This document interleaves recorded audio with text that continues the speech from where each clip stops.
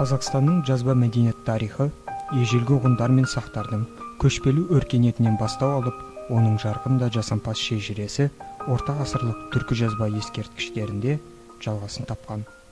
Қарахандар әулеті Алтын Орда мемлекеті тұсындағы көшпелілер мәдениетінің озы ойлы туындылары әлем оқымыстыларының қызығушылығын арттырып келеді. Қазақ хандығы кезінде туған дала жырауларының жойқын үндері де ауызша таралуымен бірге хатқа түсіріліп, бүгінгі заманға жетті. Әрісі орта ғасырлардан берісі 18-20 ғасыр аралығын қамтитын мұндай рухани жазба жәдігерлер ұлттық мәдениетіміздің алтын қорына енген қазынамыз.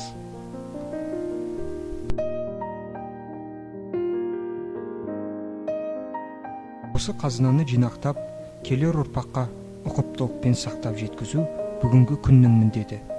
Осы мақсатта 2010 жылы Қазақстан Республикасының Білім және ғылым министрлігі ғылым комитеті ғылым ордасы шаруашылық жүргізу құқығындағы республикалық мемлекеттік кәсіпорнында сирек кездесетін кітаптар мұражайы құрылды.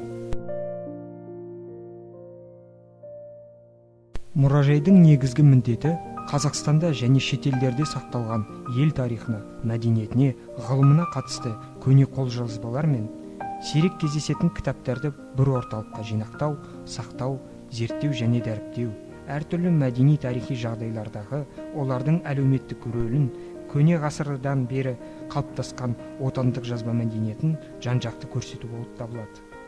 Осы міндеттер үдесінде мұражай өз жұмысын бастап та кетті. Қазақстан Республикасының Білім және ғылым министрі Бақытжан Жұмағұловтың қатысуымен 2011 жылы ресми тұсау кесілгеннен бері бірнеше экспозициялық көрмелер ұйымдастырылды. Ғылыми жобалармен жұмыс істеліп те келеді.